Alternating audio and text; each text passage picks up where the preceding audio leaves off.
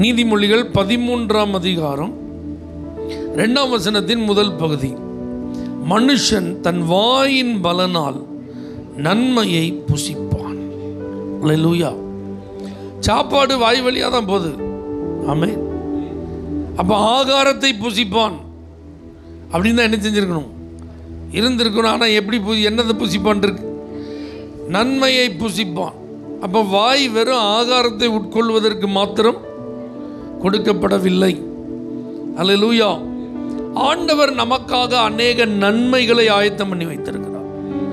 அந்த நன்மைகளை சுதந்தரிப்பது நம்முடைய வாயில தான் இருக்கு. அல்லேலூயா. மரணமும் ஜீவனும் நாவின் அதிகாரத்தில் இருக்கிறது. அதில் பிரியப்படுகிறவர்கள் அதன் கனி என்ன செய்வாங்களாம்? புசிப்பார்கள். அப்படின்னா என்ன அர்த்தம்? நம்முடைய வாயிலிருந்து புறப்பட்டு வருகிற ஒவ்வொரு வார்த்தைகளை குறித்து நம்ம ரொம்ப ஜாக்கிரதையாக இருக்கணும். ஞானம் விளங்க தன் வாயை திறக்கிறாள் அப்படின்னு குணசாலியான ஸ்திரியை குறித்து எழுதப்பட்டிருக்கு.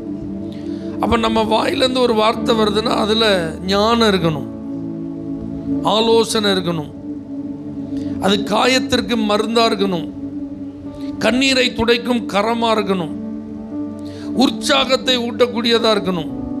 அல்லேலூயா. இந்த வாயிலிருந்து புறப்பட்டு வருகிற வார்த்தைகளில் நிறைய வெரைட்டி இருக்குது. புறங்கூறுதல் இருக்குது. அது நம்ம வாயிலிருந்து என்ன செய்யக்கூடாது? வரவே கூடாது. கோபம் நிறைந்த வார்த்தைகளை கொப்பளிக்கும் அனுபவம். நிதானமே இல்லாமல் சிலர் என்ன செய்வாங்க? கோபத்தில் பேசுவாங்க பார்த்தீங்களா? அந்த மாதிரி நம்முடைய வாயின் வார்த்தைகள் வெளிப்பட கூடாது. அல்லேலூயா. பொய் ரொம்ப முக்கியம். பொய்யை என்ன செய்யக்கூடாது நம்ம வாயிலிருந்து. உள்ளதென்றும் இல்லாததை அதான் சொல்லணும். ஏன்னா பிசாசு பொய்யனும் பொய்க்கு எப்படி இருக்கான்? பிதாவுமா இருக்கிறான். அப்போ நம்முடைய வாயிலிருந்து என்ன வரக்கூடாது? நம்மளை குறித்து சொல்லப்படி இவங்க பேசினா உண்மையை தான் பேசுவாங்க, அவங்கள்ட்ட போய் கேளுங்க. ஆமென். ஒரு காலத்தில் உலகத்தில் ஒரு காரியம் சொல்லப்பட்டது, கிறிஸ்தவங்க பொய் சொல்ல மாட்டாங்கன்னு. அவங்கள்ட்ட போய் கேளுங்க, அவங்க பொய் சொல்ல மாட்டாங்க. ஆனால் இப்போ அப்படி கிடையாது. கிறிஸ்தவங்க தான் பொய் அடித்து சொல்கிறாங்க. அல்லேலூயா. அப்படி மாறிட்டு. ஆனால் நாம் அப்படி என்ன செய்யக்கூடாது? சொல்லுங்கள், இருக்கவே கூடாது. நம்முடைய வாயிலேருந்து என்ன வரக்கூடாது? கபட்டு வசனிப்பு அப்படின்னு இருக்கு. என்ன வசனிப்பு? கபட்டு வசனிப்பு அப்படின்னு என்ன அர்த்தம்? முகத்திற்கு முன்பாக ஒன்று, முதுகுக்கு பின்னாடி ஒன்று. இப்படி பேசுகிற ஒரு அனுபவம் தேவ பிள்ளைகளுக்கு என்ன செய்யக்கூடாது? இருக்கு. ஏன் இதெல்லாம் நான் சொல்கிறேன்னா, இது ஒவ்வொன்றுக்கும் விளைவு இருக்குது, பலன் இருக்குது. ரிலீஸ் பண்ணுற ஒவ்வொரு வேர்டுக்கு என்ன இருக்குது? ஆண்டவர் பரலோகத்தில் இருக்கிறாரு, நீ பூமியில் இருக்கிற. உன் வாயின் வார்த்தை எப்படி இருக்கட்டும்? சுருக்கமாக இருக்கட்டும். ஏன்னா சொற்களின் மிகுதியில் பாவம் இல்லாமல் போகாது அப்படின்னு பைபிள் சொல்லுது. அப்போ நம்ம பாட்டுக்கு வளன்னு என்ன செய்யக்கூடாது? பேசக்கூடாது. அதுக்காக பேசவே கூடாதுன்னு நினச்சிடாதீங்க. பேசணும், காரியமாக பேசணும். ஆனால் எக்ஸ்ட்ராவாக என்ன செய்யக்கூடாது? பேசக்கூடாது. இல்லாததெல்லாம் என்ன செய்யக்கூடாது? பேசக்கூடாது. சிலர் சொல்லுவாங்க பார்த்தீங்களா, ஒரு தகவலை ஒரு ஆள்கிட்ட சொல்லியாச்சு அப்படின்னா அந்த தகவல் இன்னொரு 4 கை மாறி 5வது நபர்கிட்ட போகும்போது சொன்ன தகவலுக்கும் அந்த கடைசி நபர் கேட்கிற தகவலுக்கு என்ன இருக்காது? சம்மந்தமே இருக்காது. அப்போ எக்ஸ்ட்ரா கண்ணு, காது, மூக்கு, கை, வாய் எல்லாம் வச்சு என்ன செஞ்சிருவாங்க? பேசிடுவாங்க சொல்கிறாங்க பார்த்தீங்களா? அந்த மாதிரி ஒரு அனுபவம் நமக்கு என்ன செய்யக்கூடாது? இருக்கவே கூடாது. அல்லேலூயா. அப்போ ஆண்டவர் இந்த வாயில் ஒரு பலனை நமக்கு புசிப்பதற்கு வச்சிருக்கிறார்னா, துதிக்கிறதற்கு இந்த வாய் பயன்பட வேண்டும். தேவனுடைய மகத்துவங்களை புகழ்வதற்கு இந்த வாய் பயன்பட வேண்டும். நல்ல கர்த்தரை பாடி ஆராதிப்பதற்கு பயன்பட வேண்டும். பரிந்து பேசி ஜெபிப்பதற்காக பயன்பட வேண்டும்.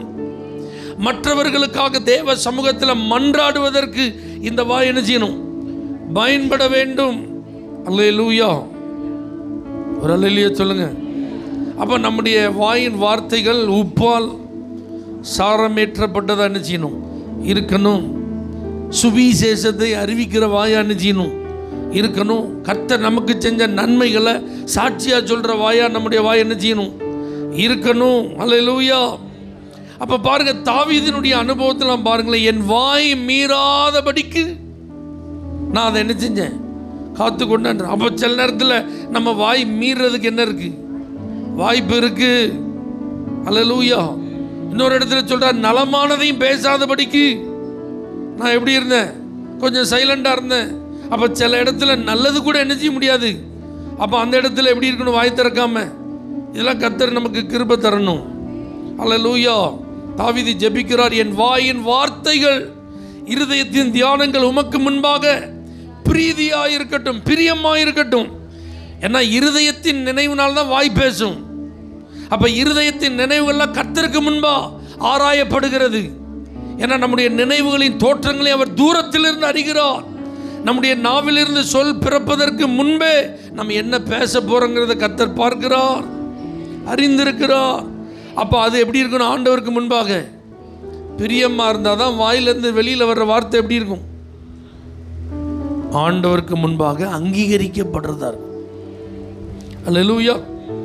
அப்ப நாவானது அவயவங்களிலே ஒரு சின்ன உறுப்பா இருந்தாலும் ஒரு பெரிய கப்பலை திருப்புற சுக்கான போல ஆயுள் சக்கரத்தை இது என்ன செஞ்சிடும், கொளுத்தி விடும் அப்படின்னு யாக்கோபு தன்னுடைய நிருபத்தில் எழுதுறார்.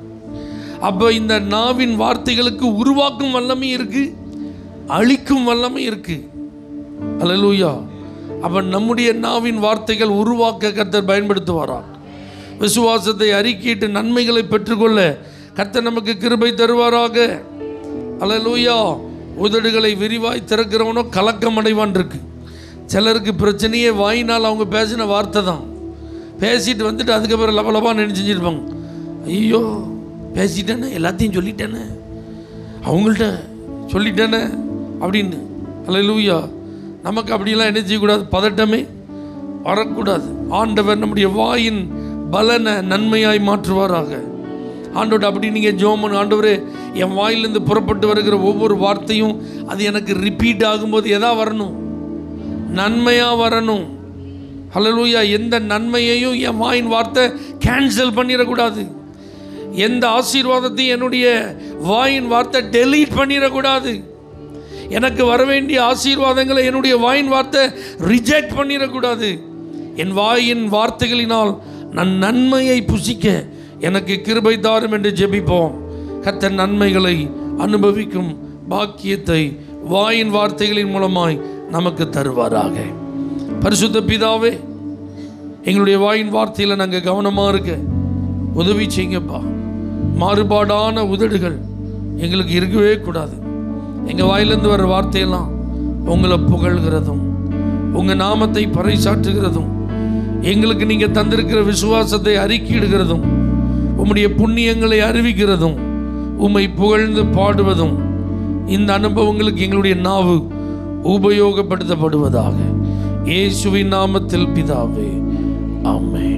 For prayer contact, Pastor J. J. Kumar, El Shaddai Ministries, 9500252586, Surandai.